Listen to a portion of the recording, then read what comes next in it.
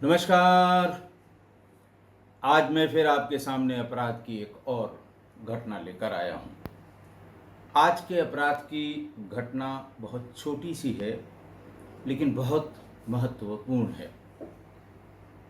घटना वही अपना उत्तर प्रदेश, जिला है आगरा। तारीख थी 4 अक्टूबर 2024, यानी हालिया है, हाल फिलहाल की है।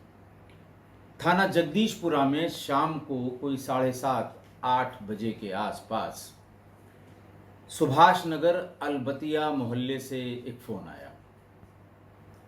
फ़ोन करने वाले ने बताया कि साहब, सुभाष नगर अलबतिया मोहल्ले में रहने वाली अछनेरा के राजकीय कन्या जूनियर हाई स्कूल की शिक्षिका 58 वर्षीय मालती वर्मा की हार्ट अटैक से मृत्यु हो गई है।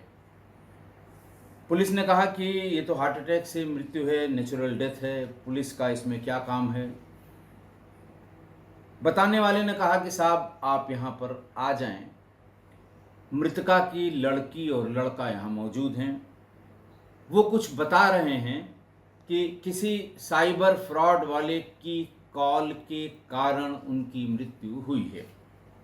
खैर, पुलिस तुरंत मौके पर पहुंची। लोहा मंडी के एसीपी मयंक तिवारी भी पहुंचे। भीड़ लगी हुई थी। वहां पर उन्होंने जानकारी करना शुरू किया तो ये पता लगा कि सरकारी स्कूल में टीचर मालती वर्मा क्लास ले रही थी और तभी उनको एक फ़ोन आया। फ़ोन में व्हाट्सएप पर फ़ोन आया। फ़ोन में एक जो डीपी लगी थी उसमें कोई वर्दीधारी दिख रहे थे। फ़ोन करने वाले ने बताया कि मैं फलां पुलिस स्टेशन से बोल रहा हूँ। बच्चे बैठे हुए थे, वो क्लास ले रही थी। 3 बार 4 बार फ़ोन आया। उन्होंने फ़ोन उठाया और बोलने वाले ने ये बताया कि मैं फलां पुलिस स्टेशन से बोल रहा हूँ, आपकी बेटी सेक्स रैकेट में फंस गई है।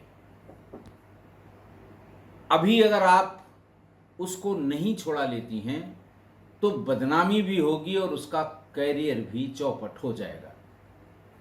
हम आपको एक नंबर देते हैं, इस नंबर पर 1 लाख रुपए बिना देर किए हुए भेज दें, वरना अखबारों में फ़ोटो भी छपेगी और फिर मुकदमा भी लिखा जाएगा। लड़की का कैरियर खराब होगा, आप और आपका परिवार कहीं मुंह दिखाने काबिल नहीं रह जाएंगे।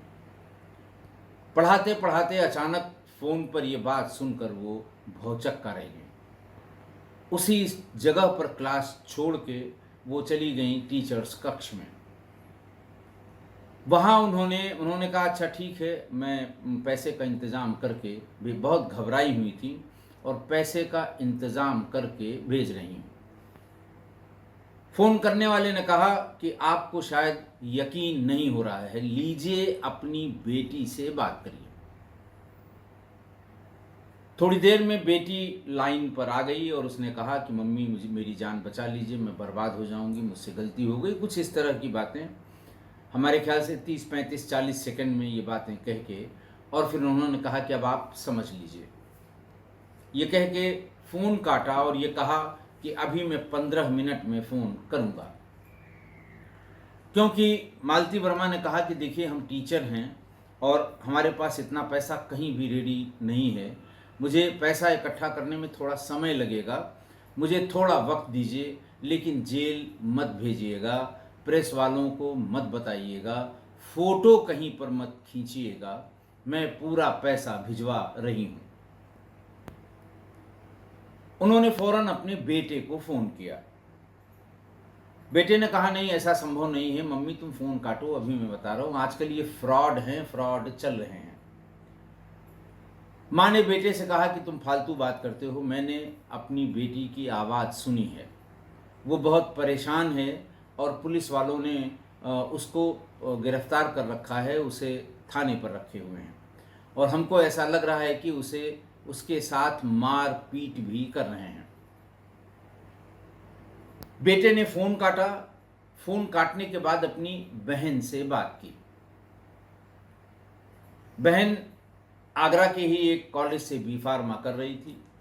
उससे पूछा, उसने कहा मैं कॉलेज में हूँ, मेरे यहाँ तो कोई ऐसा आया नहीं, ना इस तरह की कोई बात मेरे साथ हुई है। उसने ये रेफरेंस भी दिया कि माँ के पास ऐसा ऐसा फ़ोन आया था और वो माँ से पैसे मांग रहे हैं। बेटी ने कहा कि माँ से कहिए कि वो वेट करे, मैं पहुँच रही हूँ। क्यों इतना परेशान हो रही है वो? ऐसा कुछ नहीं है, उसको किसी ने झूठ या गलत बताया है। लड़के ने यही बात फ़ोन करके अपनी माँ को बता दी।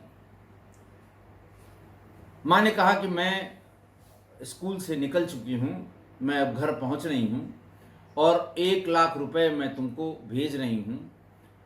तुम जो नंबर, अकाउंट नंबर गूगल पे का शायद नंबर था, वो नंबर उनका, इस नंबर पर 1 लाख रुपए भेज दो, नहीं तुम जानते नहीं हो इतनी बदनामी होगी कि हम कहीं मुंह दिखाने काबिल नहीं रहेंगे। बेटे ने भी कहा कि इस तरह से माँ, इस तरह से फ्रॉड के कॉल आते रहते हैं, उनका तुम्हारे कहने से आते रहते हैं। उसकी फ़ोटो बनी हुई है, वो पुलिस वाला है, वो उसी तरह से बात कर रहा था। मैंने बेटी की आवाज़ सुनी, उन्होंने मेरी बेटी से बात भी कराई है, मैं तुम्हारे कहने से नहीं मानूंगी। ये कह के माँ उनकी घर पहुंच गई। बेटा और बेटी भी वहाँ से घर की तरफ रवाना हो गए। घर पहुंची और घर में वो अनईजी महसूस करने लगी। उनकी 2 बेटियां थीं और उनके पति जो है वो सरकारी जॉब से रिटायर हो गए थे। घर पहुंची हैं और उन्होंने वहाँ पर घर वालों को ये बताया कि इस तरह से कॉल आई थी, बेटा और बेटी दोनों आ रहे हैं। वो, लेकिन मेरे सीने में दर्द हो रहा है, मुझे बहुत घबराहट हो रही है, मुझे ये सोच के घबराहट हो रही है कि परिवार में, समाज में, मोहल्ले में मेरी कितनी बदनामी होगी। किसी ने उनके सिर पे तेल लगाया, किसी ने चेहरे पे पानी फेंका, लेकिन उनकी घबराहट बढ़ती गई और घर वालों को थोड़ी देर में वो अचेत हो गई।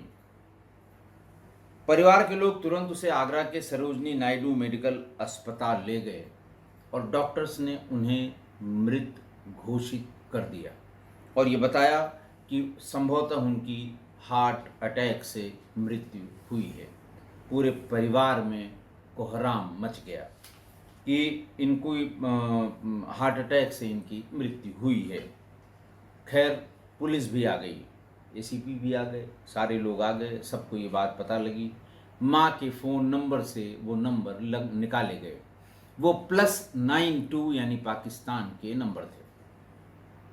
यही बात उनके बेटे ने नंबर के बारे में जब पूछा था तो ये बताया था कि मम्मी, हम बहुत जगह इसको सुन चुके हैं, अखबारों में आ चुका है, टीवी के कई प्रोग्राम में आया है, व्हाट्सएप पर बहुत ढेर सारी इस तरह की जानकारी है कि +92 से जो आने वाली कॉल है वो साइबर फ्रॉड की कॉल है और ये नंबर पाकिस्तान का नंबर है, साइबर फ्रॉड वालों ने आपको कॉल किया है। लेकिन माँ की जो आत्मीयता होती है, या माँ वो अपने बच्चियों से, लड़कियों से कुछ ज़्यादा ही होती है, वो किसी और की बात का विश्वास करने के बिल्कुल मूड में नहीं थी और इसी घबराहट में उनकी जान चली गई। ये कोई नया वाक़या नहीं हुआ है, नई वारदात नहीं हुई है, नई घटना नहीं हुई है। इस तरह की दसियों घटनाओं के बारे में मैं आपको बता चुका हूँ। ये जो नए नए तरीके शुरू हो रहे हैं, मैंने आपको ये बताया था कि बदायूं में एक ही दिन में 4 मुकदमे इस तरह से कायम हुए थे कि बेटा सेक्स रैकेट में फंस गया है, बेटे को सीबीआई ने अरेस्ट कर लिया है, इस तरह की बातें, और पता लगता है कि बेटा घर पर ही मौजूद था। और लेकिन इस बीच में साइबर क्रिमिनल्स ने उनके पिता से लाख, 2 लाख, 4 लाख रुपए हड़प लिए थे।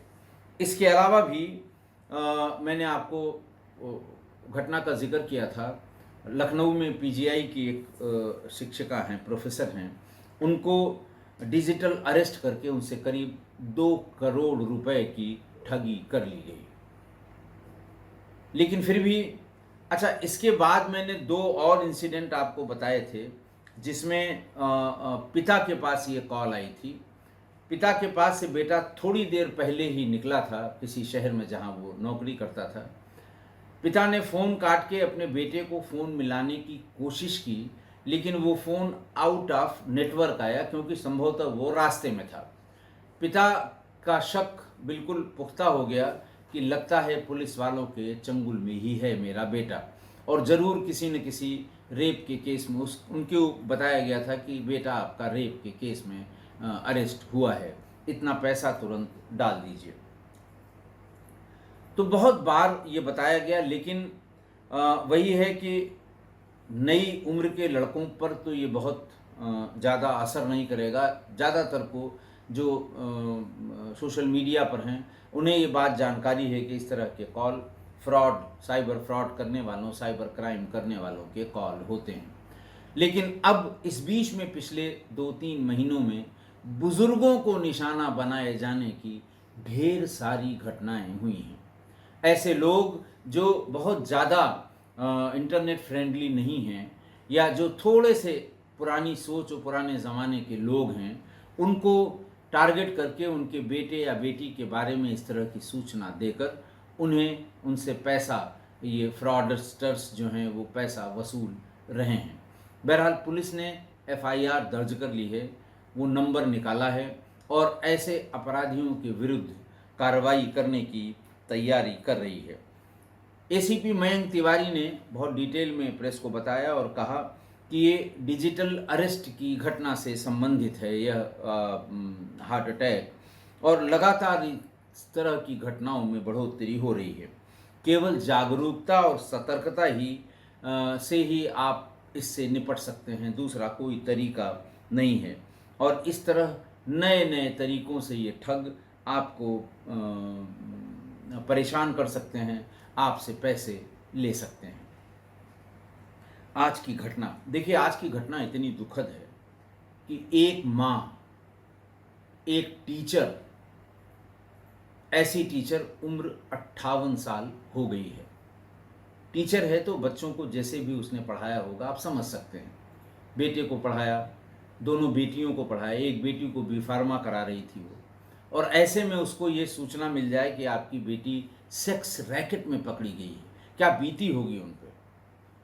बेटा समझा रहा है कि फर्जी है, +92 की कॉल है, पाकिस्तान की कॉल है, इस तरह होता रहता है। माँ सुनने को तैयार नहीं थी। माँ ने कहा नहीं, जिसने फ़ोन किया था वो पुलिस वाला था, उसकी फ़ोटो लगी हुई थी, मैं तुम्हारी बात कैसे मान लूँ। मैंने उसकी आवाज़ सुनी है और फिर दिल बैठता गया। फाइनली दिल के दौरे से उसकी मृत्यु हो गई। इससे दुखद कुछ नहीं हो सकता। तो आज की घटना शुरू करने से मैं बता ही रहा था कि ये बहुत ही दुखद है, और दूसरी बात ये कि इस तरह की घटनाएं बार बार रिपीट हो रही हैं, बार बार सुनने को मिल रही हैं। ये जो नया ट्रेंड आया है ये बुज़ुर्गों को टारगेट करने वाला है, जिनके बड़े बच्चे हों। आधार पर किसी तरह से इन लोगों ने, जैसे आपका जो पब्लिक डिस्ट्रीब्यूशन सिस्टम है वो आधार, सभी चीज़ें अब तो आधार के जरिए हैं। किसी एक वीक नेटवर्क में घुस के आधार की डिटेल्स अगर आप के पास आ जाएं, तो उस आधार में जन्मतिथि जो आपकी होगी उससे आपको उम्र का अंदाज़ा लग जाएगा। तो 60 और 65 के बीच, या कह लें 55 से और 65 के बीच के लोगों को टारगेट किया जा रहा है। नंबर अगर हासिल हो गया तो ठीक, नंबर नहीं हासिल हुआ क्योंकि उनके पास आधार के जरिए ही वो आप तक पहुंचे हैं। नंबर हासिल कर लिया, फ़ोन किया और बेटे या बेटी के बारे में बता दिया। तुक्का है, 10 लोगों को या 50 लोगों को फ़ोन किया, 2 जगह भी तुक्का सही बैठ गया तो 4-6 लाख उस दिन की उनकी दिहाड़ी हो गई। मौज करेंगे, अगले दिन फिर 100 कॉल करेंगे, 2-3 फंस ही जाएंगे। तो इस एज ग्रुप को वो टारगेट करते हैं, उनको फ़ोन करते हैं कि आपके बेटे के पास नारकोटिक्स बहुत बड़ी मात्रा में पकड़ा गया है और सीबीआई ने उसको पकड़ लिया है। बहुत जल्दी प्रेस आने वाली है और मैं आपका शुभचिंतक हूँ, इंस्पेक्टर हूँ और मैं चाहता हूँ कि इसकी ज़िंदगी बर्बाद ना हो। जल्दी से इतना पैसा भेज दीजिए, मैं यहीं से छोड़ दूँगा अधिकारियों के आने के पहले और प्रेस के आने के पहले। ये सभी चीज़ें एक साथ एक सांस में वो बताया करते हैं। तो अब ज़रूरी ये है कि आप इस तरह के साइबर फ्रॉड या डिजिटल अरेस्ट के बारे में घर के बड़े बुजुर्गों को ज़रूर बता दें कि कैसे +92 की कॉल आएगी, कैसे व्हाट्सएप पे किसी पुलिस अधिकारी की फ़ोटो आएगी, फिर कैसे कहा जाएगा कि आपके आधार कार्ड पे नारकोटिक्स बड़े भारी मादक पदार्थ पकड़े गए हैं, एयरपोर्ट में उनको डिटेन किया गया है, आपका आधार नंबर ये है, आपके आधार नंबर पर ही ये रजिस्टर्ड है, आपका जो ये माल पकड़ा गया है, या फिर आपका लड़का सेक्स उसमें रेप में फंसा है, रेप में पकड़ लिया गया है, आपकी लड़की सेक्स रैकेट में पकड़ी गई है। इस तरह की तमाम झूठी बातें आपको बता के बरगला के और फौरन पैसे की डिमांड करने लगते हैं। मतलब आप खुद भी सोचें कि बिना किसी कारण के सिर्फ ये बता के कि साहब पकड़ा गया है, फौरन पैसा भेज दीजिए। कम से कम उस आदमी को जो पैसा देने को तैयार होगा उसे ये जानने का हक है कि उसके लड़के या लड़की ने क्या गलती की है, किस तरह से उसकी ज़िंदगी बर्बाद होगी। लेकिन इतनी हड़बड़ी करते हैं, इतनी बातें बता देते हैं कि लोगों को लगता है कि भाई ये पुलिस वाले हैं, पैसा दो इनको, अपनी जान छुड़ाओ वरना बदनामी बहुत होगी। तो इसका एक तो ये कि अगर इस तरह से अननोन कॉल हो जो आपके पास फीडेड नहीं है, और उसका तो वीडियो और ऑडियो कॉल उठाने का कोई मतलब ही नहीं है, और ख़ासकर ऐसे में जब उसमें पुलिस वाले की फ़ोटो बनी हुई है और ऐसे पुलिस वाले की जिसे आप बिल्कुल नहीं जानते हैं। चलिए खुदा न खास्ता आपने उसे उठा भी लिया और जैसे ही वो बात शुरू करे कि ये पकड़ा गया, वो पकड़ा गया, पार्सल पकड़ा गया, गांजा पकड़ा गया, हीरोइन पकड़ी गई, दुनिया भर की बात जैसे ही शुरू करे, फ़ोन को फ़ौरन डिस्कनेक्ट कर दें, एकदम से डिस्कनेक्ट कर दें, घर वालों को पूरी बात बता दें। सब लोग आपको बता देंगे कि ये कुछ नहीं है, ये फ्रॉड है। और हो सकता है आपके बच्चे अगर बड़े हैं तो पास के थाने को भी वो बता देंगे, और थाने से जब फ़ोन आएगा ट्रू कॉलर से वो सब भी देख लेते हैं फ़ोन कहाँ से आ रहा है, अपनी ये हरकत, अपनी ये गतिविधि बंद कर देंगे, उस नंबर को ब्लॉक कर देंगे। तो लिहाजा इससे डरने की बिल्कुल ज़रूरत नहीं है। वो आपके बच्चे की, बेटे की, यानी और अगर यंग को टारगेट कर लिया है तो आपके बाप की, आपके माँ की, सबकी आवाज़ वो एआई से डुप्लीकेट निकाल कर, और वो आपको, और हो सकता है एआई से न भी हो तो इतनी जल्दी में दूर से आपको सुनाएंगे, और आपके दिमाग में है कि मैं अपने बेटे या बेटी या अपने पिता या माँ से बात कर रहा हूँ, तो आपको वो आवाज़ उसी तरह सुनाई देगी जैसे वही बोल रहे हैं।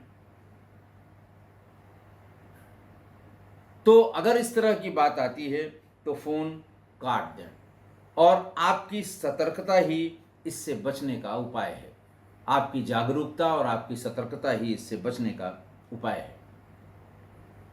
मैंने कुछ दिन पहले आपको बताया था, और आप लोगों ने तमाम अखबारों में, टीवी में और तमाम जो ऑनलाइन मैसेजिंग प्लेटफॉर्म्स हैं उन पर आपने ये सुना होगा कि एक प्रोफेसर, रिटायर्ड प्रोफेसर या सर्विंग प्रोफेसर पीजीआई लखनऊ की हैं, उनको डिजिटल अरेस्ट करके 2 करोड़ कुछ लाख रुपए इन ठगों ने ठग लिए। पुलिस ने मेहनत करके इन्हें पकड़ा, इनमें से 4 या 5 पकड़े गए। आपको यकीन नहीं होगा कि ये सब या तो कक्षा 4 या 5 पास हैं या बिल्कुल अनपढ़ हैं, कतई पढ़े लिखे नहीं हैं, लेकिन इनकी मास्टरी है कंप्यूटर को ऑपरेट करने में, कंप्यूटर को समझने में, मोबाइल को ऑपरेट करने में, मोबाइल को समझने में, डॉक्यूमेंट्स को बनाने में।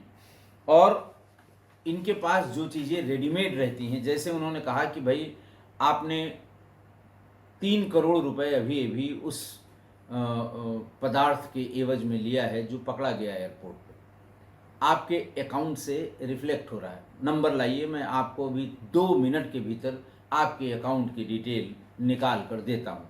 एक बना बनाया उनके पास फॉर्मेट है, आपने अकाउंट की डिटेल दी, फ़ौरन उसको फीड करके किसके नाम से ये बना हुआ है, उस बने बनाए डॉक्यूमेंट में ऊपर आपका नाम, आपका अकाउंट नंबर और जो चीज़ें उनको नेट से मिली हैं वो लिख देंगे, और नीचे ट्रांजैक्शंस होंगे 500।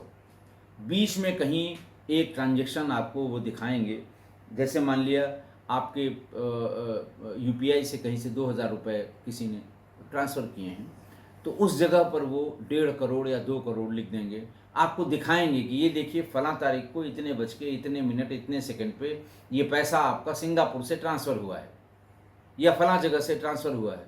आपकी आंखें फटी की फटी रह जाएंगी कि ये स्टेटमेंट तो हमारा ही है, लेकिन ये पैसा तो कभी हमें पता भी नहीं लगा। वो कहेंगे नहीं नहीं ये है, और अब आपके अकाउंट का बैलेंस इतना है, पहले वाले बैलेंस को 1.5 करोड़ में जोड़ के वो बता देंगे। इतने फास्ट हैं ये अनपढ़ या कम पढ़े लिखे फ्रॉडस्टर्स या साइबर क्रिमिनल्स। तो वो ऑलरेडी बिल्कुल टाइप शुदा रखते हैं, रेडी रखते हैं, आपका नाम और नंबर, अकाउंट नंबर डाल के आपको दिखा देंगे। दूसरी चीज़ वो रखते हैं, अगर आप उनके गिरफ्त में, उनके चंगुल में धीरे धीरे धीरे धीरे फंसते चले जा रहे हैं, तो आपको एक किसी कोर्ट का अरेस्ट वारंट दिखाएंगे, जिसमें आपका नाम होगा, आपके पिताजी का नाम होगा, या अगर महिला हैं तो पति का नाम होगा, एड्रेस लिखा होगा, और वो अरेस्ट वारंट होगा, नीचे एक मुहर लगी होगी, उसमें एक साइन भी होगा, किसी थाने का या एसीपी का ऑफिस का वो बनाया हुआ वो होगा, रिपोर्ट होगी, और उस पर कोर्ट की मुहर होगी, कोर्ट का नाम लिखा होगा, जज का नाम लिखा होगा। वो आप देखेंगे तो कलेजा ही आपका थर थर काँपने लगेगा, दिल बैठने लगेगा कि अरे बाप रे बाप, अब हमको पुलिस छोड़ेगी नहीं।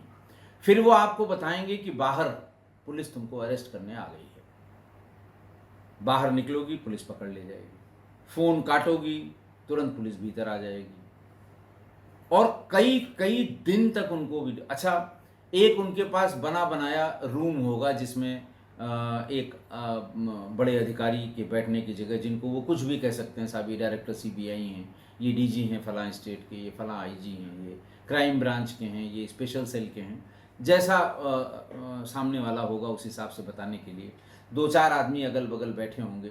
फिर वो वहाँ से बोलेगा कि हाँ भाई, आपको बताइए, ये अदालत लगी हुई है, आप बताइए आपको इस आरोप के लिए क्या कहना है। आप तो बिल्कुल एकदम मतलब ऐसी दुनिया में चले जाएंगे, आपके मुंह से आवाज़ नहीं निकलेगी कि कोर्ट भी लग गई, अरेस्ट वारंट भी निकल गया, मेरे अकाउंट में पैसा भी किसी ने भेज दिया, अब मेरे बचने के कोई चांसेस नहीं है। और फिर धीरे धीरे करके वो आपका सारा पैसा ले लेंगे, सारा पैसा अपने अकाउंट में ट्रांसफ़र कर लेंगे, और 2 मिनट बाद उनके सारे नंबर बंद हो जाएंगे, आपको कहीं का नहीं छोड़ेंगे। इसलिए इस तरह के कॉल आने पर, कहीं नहीं होता है ऐसे कि आपको साहब डिजिटल अरेस्ट कर लिया गया है, आपकी डिजिटल पेशी हो रही है कोर्ट में, आपकी डिजिटल सुनवाई हो रही है। अगर डिजिटल सुनवाई होनी भी है किसी केस में, तो उसके प्रॉपर समन होंगे, वारंट होंगे, आपके पते पर जाएंगे, लोग आके बताएंगे, पुलिस आपको इन्फॉर्म करेगी। और ऐसे नहीं है कि अचानक एक फ़ोन आया और सारा कार्यक्रम उसी फ़ोन पर वीडियो कॉल पर शुरू हो गया, ऐसा कभी नहीं होता है। तो इसलिए आप सावधान रहें, आप पूरी सावधानी बरतें, इस तरह के फ़ोन आते ही काट दें, अपने घर वालों को बताएं, पास के पुलिस वाले को बताएं, साइबर सेल को बता दें। इस तरह के साइबर फ्रॉड करने वालों के लिए बहुत ढेर सी एडवाइजरी जारी हुई है, उन नंबरों पे या उन वेबसाइट पे इसकी डिटेल दें ताकि आप इनसे छुटकारा पा सकें। इसीलिए कहा गया है ऐसे मौक़ों के लिए कि सावधानी हटी दुर्घटना घटी। इसलिए आप सावधान रहें, सतर्क रहें, सजग रहें, जागरूक रहें, और अब कम से कम अपने घर के सभी सदस्यों को, घर में जो भी बड़ा हो, बुज़ुर्ग हो, पिता हों, माता हों, चाचा हों, ताऊ हों, पढ़े लिखे हों, कम पढ़े लिखे हों, सबको इसके बारे में, अगर वो फ़ोन इस्तेमाल कर रहे हैं तो उनको इसके बारे में ज़रूर बता दें कि इस तरह का कोई फ़ोन आए, काट दीजिए, संबंधित से फ़ोन से बात कर लीजिए, आपको समझ में आ जाएगा कि ये फ़र्जी कॉल है।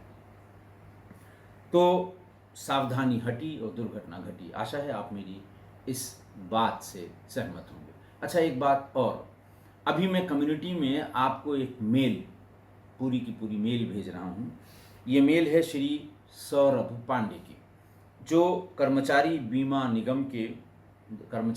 निगम जो इसका ऑफिस सामान्य अस्पताल नरोड़ा गुजरात में है, वहाँ ये हिंदी भाषा समिति के अध्यक्ष हैं। इस समय हिंदी पखवाड़ा चल रहा है और वहाँ पर इनके अधिकारियों ने ये डिसाइड किया कि हिंदी पखवाड़ा प्रतियोगिता के प्रतिभागियों को जो आपकी पुस्तक है वर्चस्व, वो एक एक प्रति सबको दी जाए। श्री सौरभ पांडे, इन्होंने ये मेल भी की और उस कार्यालय में उस प्रतियोगिता के समय जो सबको एक एक प्रति वर्चस्व की दी गई, उसकी फ़ोटोग्राफ भी भेजी। उन्होंने अपना मोबाइल नंबर भी दिया। मूल रूप से वो बिहार के रहने वाले हैं, लेकिन वहाँ पर उनकी पोस्टिंग इस समय वहाँ गुजरात के नरोड़ा में है। तो आज उनकी मेल देख के बहुत हृदय से प्रसन्नता हुई कि, और उन्होंने उस किताब को स्वयं भी पढ़ा था, उनके अधिकारियों ने, जिन्होंने ये सहमति दी थी कि राजभाषा पखवाड़ा के समय जो लोग इस प्रतियोगिता में सम्मिलित होंगे उनको एक एक वर्चस्व पुस्तक भेंट कर दी जाए, ताकि वो हिंदी को अच्छे से समझें, पढ़ें और इस पुस्तक के बारे में जानकारी इकट्ठा करें। ये मेरे लिए बहुत सौभाग्य की बात है। ये किस्सा गोई परिवार के लिए बहुत सौभाग्य की बात है और ये आपकी लोकप्रियता, आपके इस किस्सा गोई की लोकप्रियता और किस्सा गोई से निकली हुई ये किताब, इसकी लोकप्रियता का बड़ा अप्रतिम उदाहरण है। आप मेल में उनकी पूरी मेल और उनके द्वारा भेजे गए फ़ोटोग्राफ ज़रूर देखें, जो कम्युनिटी में पोस्ट कर रहा हूँ। आप सबका धन्यवाद। श्री सौरभ पांडे जी का धन्यवाद और उनके सभी जो राष्ट्रभाषा प्रतियोगिता पखवाड़ा चलाया जा रहा है, देश में चलाया जा रहा है, उसके वहाँ के प्रतिभागियों का भी बहुत बहुत धन्यवाद। नमस्कार।